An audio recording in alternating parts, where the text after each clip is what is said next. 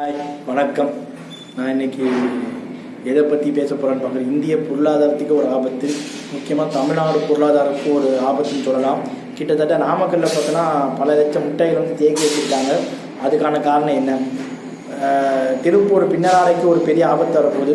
அதுக்கு காரணம் என்ன? அதை பற்றி தான் நம்ம இன்றைக்கி சேனலில் பேச போகிறோம். ஒன்றும் இல்லைங்க, அமெரிக்க அதிபர் டொனால்ட் ட்ரம்ப் அவர்கள் என்ன பண்ணியிருக்காருன்னு பார்த்தோன்னா, நம்ம இந்திய பொருட்களுக்கு உண்டான வரியை வந்து 25% வந்து இன்க்ரீஸ் பண்ணிட்டார். மேலும் இன்க்ரீஸ் பண்ணுறதுக்கு வாய்ப்புகள் அதிகம்னு சொல்லியிருக்காரு. ஸோ இதான் இன்றைக்கி டாப்பிக்காக போயிட்டு இருக்குது. சரி, இந்த டாபிக் என்னடா, இதனால் வரி என்னடா? வரியை வந்து அவர் பாகிஸ்தானுக்கு 19% வரி, இந்தியாவுக்கு 25% வரி. ஆக்சுவலாக இது வந்து நம்ம அவர்கள் வந்து எந்த விதமான கண்டனம்னு சொல்லலை, அப்படியே நிற்கிறாரு. இதுக்கான காரணம் என்னன்னு நம்ம சொல்லணும்னு இல்லை. அதானிக்கு வந்து இவருக்கு பாஸுன்னு பார்த்தோன்னா டொனால்ட் ட்ரம்ப்னு சொல்ல முடியும். ஆனால் சில சங் பரிவார அமைப்புகள்லாம் என்ன பண்ணாங்கன்னு பார்த்தோன்னா, அதாவது சங் பரிவார்ன்றது அவங்களுடைய ஆர்எஸ்எஸ் பாஜகவுடைய அமைப்புமாங்க. அவங்கெல்லாம் டொனால்ட் ட்ரம்ப் ஜெயிக்கிறதுக்காக ப்ரே பண்ணாங்க, அதாவது அதிபர் தேர்தல் ஜெயிக்கிறதுக்காக. ஸோ இதுதான் வந்து இப்போ அவங்களுக்கே வினையாக வந்துருக்குது.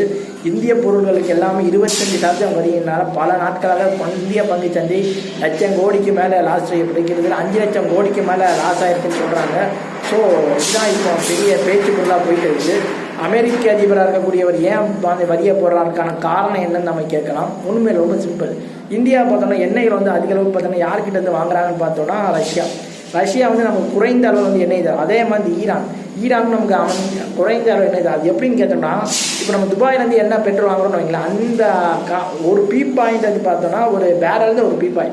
ஸோ கிட்டத்தட்ட பார்த்தோன்னா ஒரு 150 அமெரிக்க டாலர்னு வச்சுக்கோங்களேன். இந்திய மதிப்புலன்னா ஒரு இன்றைக்கி என்ன 85 ரூபா, எவ்வளோ 85 8500, ஒரு 12,000க்கு மேலே ஒரு பேரல் 12,000 ரூபா. அந்த 12,000 ரூபாய் காசு நம்ம அமெரிக்க டாலரில் வந்து நம்ம கொடுத்தால், அந்த நம்ம 12,000 கொடுத்தா அங்கே அமெரிக்க டாலர் கன்வெர்ட் பண்ணிப்பாங்க. அது வந்து நமக்கு வந்து ஒரு பேரல் கொடுப்பாங்க. இது மாதிரியான ஒரு வர்த்தகம் போயிட்டு இருக்குது அரபிய நாடுகள். அரபியில் ஈரான் வந்து நம்ம கரன்சியில் தான் அவங்க கரன்சியில் தான் நமக்கு ₹1 தான் வித்தியாசம், ₹1 ₹2 தான் பெருசு. ஸோ அதனால் வந்து நமக்கு குறைஞ்ச அளவில் என்ன நமக்கு தராங்க. இது வந்து அமெரிக்கா நம்ம ஈரான்கிட்டும் ரஷ்யாக்கிட்டும் என்ன வாங்கக்கூடாதான், அவங்க நட்பை நமக்கு துண்டிச்சுடணுமா? இதனால் இந்தியா மறுப்பு தெரிவித்தாங்க. இதனால் இந்த கோபத்தால் அமெரிக்க அதிபர் டொனால்ட் ட்ரம்ப் என்ன பண்ணிட்டாரு, இந்தியாவுக்கு வரி அதிகமாக போட்டார். ஏன்னா ஈரானுடைய போரில் வந்து அவங்க தோற்று போயிட்டாங்க, கடுப்பில் இஸ்ரேல் இருக்குது. ஸோ இதன் நடவடிக்கைன்னு ஒரு பக்கம் பார்க்கப்படுது. இதுக்காக ராஜதந்திர அரசியல் இது பேசுகிறாங்க, அரசியல் வல்லுநர், உலக அரசியல் அறிந்தவர்களும். ஸோ இந்த பிரச்சனையை வந்து ஏன் இப்படி பேஸ் பண்ணுறாங்க, இதுக்கான காரணங்கள் என்னன்னு வந்து உலக அரசியல்லேருந்து எல்லாமே அமெரிக்கா தான் முடிவு பண்ணிட்டு இருக்காங்கன்னு தெரியும். இந்தியா போன்ற 100 கோடி மக்கள் கொண்ட நாட்டில் வந்து பல நிறுவனங்கள் இருக்குது. இதுக்கு வரி கொடுக்க என்ன உங்களுக்கு வலிக்குதுன்னு சொல்லிக்கிட்டு இது பண்ணார். இந்தியா பாகிஸ்தான் போகிற நாங்கள் தான் நிறுத்தணும்னு மறுபடியும் ட்ரம்ப் சொல்லிக்கிட்டே இருக்காரு. ட்ரம்ப்புக்கு இதுக்கு என்ன சம்மந்தம் இல்லை, நம்ம வெளித்துறை அமைச்சர் ஜெய்சங்கர் சொல்லிட்டு இருக்காரு. ஸோ எல்லாத்துக்கும் காரணம் இருக்குது. உலக பொருளாதாரத்துடைய ஒரு இது அமெரிக்கா முடிவு பண்ணுது. ஸோ அதுக்கான உண்டான ஒரு தான் இப்போ வந்து இந்தியாவுக்கான பொருட்களுக்கான 25% வரியை ஏற்றிருக்காங்க. ஸோ இது வந்து அமெரிக்கா வந்து வாங்கணும், பின் வாங்கணுன்றது தான் எல்லாத்தோடைய கருத்தாக இருக்குது.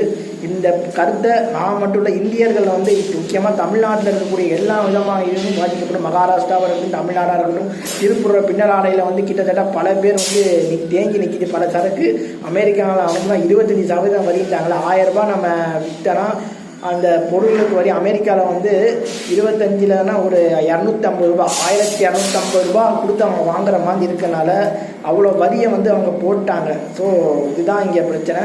ஸோ இதை பிரச்சனைக்கு உண்டான ஒரே தீர்வு, டொனால்ட் ட்ரம்ப் இந்திய பிரதமராக இருக்க மோடி அவர்கள் பேச்சுவார்த்தை நடத்தி ஒரு அண்டர்ஸ்டாண்டிங் வந்து தான் ஆகணும். இதற்கான வேலையை வெளித்துறை அமைச்சர் செய்யுமா மாட்டாரா என்றது நம்ம பொறுமையாக இருந்து பார்த்துட்டு ஆகணும்னு சொல்லி என்னுடைய வீடியோ நான் முடிச்சுக்கிறேன். உங்களிடம் விடைபெறும் முத்து பிரகாஷ். பாய்.